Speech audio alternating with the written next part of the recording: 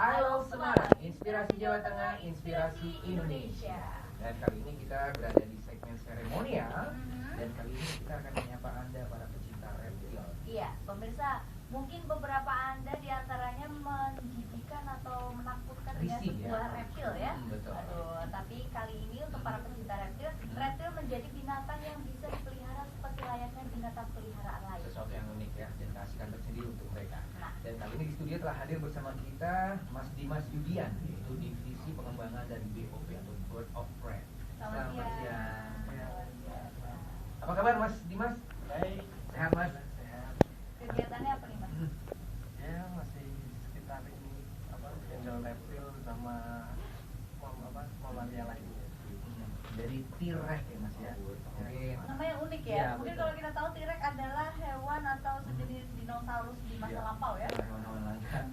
Oke, Kenapa mungkin dinamain T-Rex nih, Mas? T-Rex itu sebenarnya singkatan dari Tugu Muda Reptil Community. Jadi karena komunitas kita itu awalnya berdiri di Tugu Muda. Jadi dulu pendirinya Mas Budi, Mbak Riri itu mereka Tugu Muda sama pendahulu-pendahulunya. Nah, mereka berawal dari satu kesamaan hobi, mereka bergabung jadi T-Rex ini.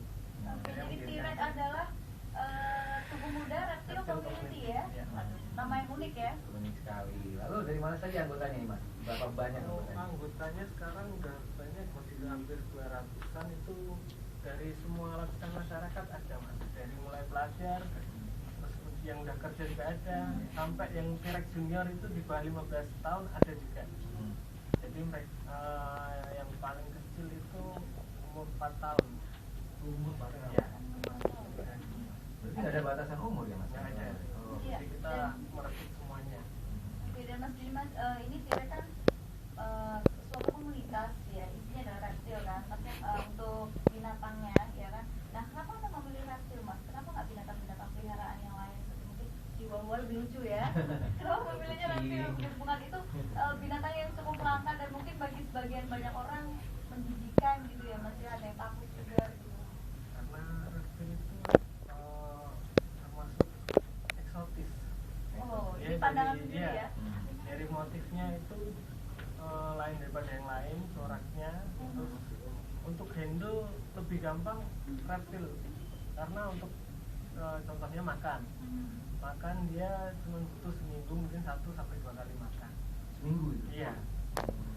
Malah yang di internet ada yang ular di Amerika, dia makan sekali makan dia pernah puasa sampai 23 bulan.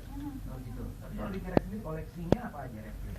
Iya banyak Pak. Apalagi Jadi, sekarang nggak cuma mencakup reptil aja. Jadi dari reptilnya itu ada gecko, biawak atau varanus, terus ularnya juga macam-macam. Nah sekarang karena udah berkembang jadi tambahan musang sama BOP itu. Nah, hewan-hewan itu didapatkan biasanya dari mana Mas? Memang karena kita membeli atau mendapatkan dari satu Berburu, instansi atau tertentu mungkin- begitu? Sebagian ada yang beli, tapi akhir-akhir ini kita sering berburu. Berburu Iya. ya. Jadi ada teman-teman itu bikin tim sendiri, ayo yang mau ikut berburu siapa. Dari hewan-hewan koleksi di T-Rex sendiri ada nggak spesifikasi khusus hewan yang dimiliki oleh pemerintah dan harus bersertifikat dan tidak boleh dimiliki sembarang orang? Nggak ada. Nggak ada, sama sekali nggak ada. Sama sekali Berarti aman nggak ya. ada. Karena kita sempat pernah lihat juga ya Mas ya di perjalanan pahlawan, Iya. gitu. Iya. Ada beberapa orang anak muda keluarga bahkan membawa binatang-binatang yang unik, yang reptil yang lucu-lucu, mungkin anggota T-Rex juga.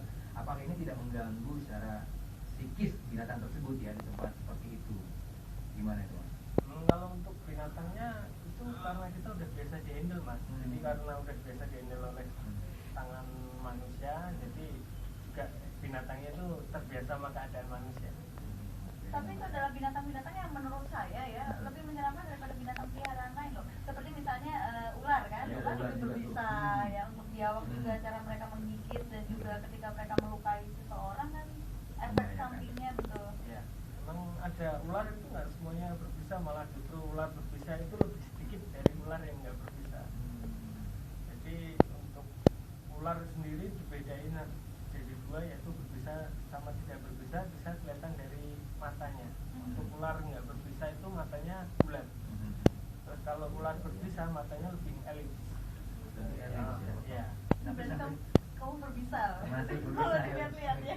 Tapi Mas Dimas sampai sejauh ini para pemilik ular itu pernah nggak yang mungkin memiliki ular yang bisa khusus atau mungkin hanya yang jinak biasa saja? Ada. Perawatannya seperti apa itu yang berbisa? Jadi yang benar-benar ada pengalaman. Soalnya ular baik yang berbisa kayak gitu nggak sarankan untuk pemula. Bahayanya lengah sedikit aja itu bahayanya fatal. Iya, iya. Dan ini kalau tidak salah kita melihat ada satu buah media ya, Iya. karya dari T-Rex sendiri, mungkin nanti bisa dijelaskan, tapi sebelumnya kita angkat dulu telepon dari pemirsa di rumah. Halo. Selamat siang, I love Semarang. Halo, halo. Iya, dengan siapa di mana Ibu? Saya Ida, Mbak. Iya, Mbak baiknya Ida di mana, Mbak? Saya dari Sekarang. Di Sekarang Gunung Pati ya? Iya. Ya, Oke, silakan Mbak silakan. Ida. Oh, saya tuh tertarik dengan obrolan ini, Ya. soalnya ngomongin tentang hewan-hewan reptil gitu ya, Mas ya. Betul. Nah, ini kan kebetulan di perumahan saya itu kan sekitarnya itu masih hutan. Kadang-kadang itu ada belewak muncul, ular sering masuk ke rumah, sampai bulan ada. Pakai nggak permisi lagi ya, Bu? Nah, kalau kami ini, saya kan suami saya luar kota. Ya.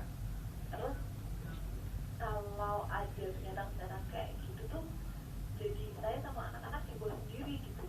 Lihat tapi orang dan sudah kewan ini gitu loh, Mas.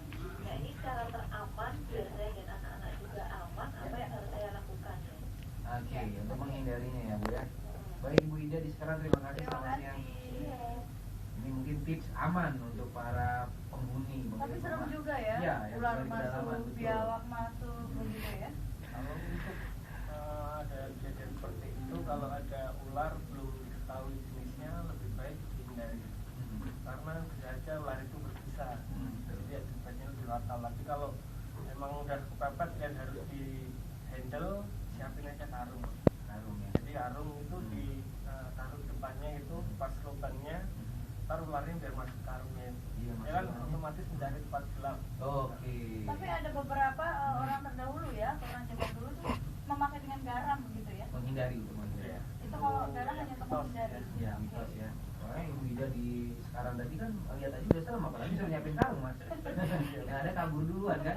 Oke, mungkin rumahnya aja dijaga lebih rapat ya. Menghindari jam-jam malam terbuka, jadi harus lebih rapat. Tapi biasanya mungkin untuk reptil, binatang-binatang seperti biawak atau ular Iya. begitu ya, cari tempat yang seperti apa, Mas? Kenapa mereka bisa masuk rumah, atau mungkin karena rumah tersebut punya sesuatu yang diinginkan si reptil tersebut? Ada penciuman yang memicu mereka datang. Ya mungkin dia menjelajahi atau cari mangsa, cari mangsa atau mencari tempat dengan suhu yang lebih cocok sama keadaannya dia. Ya.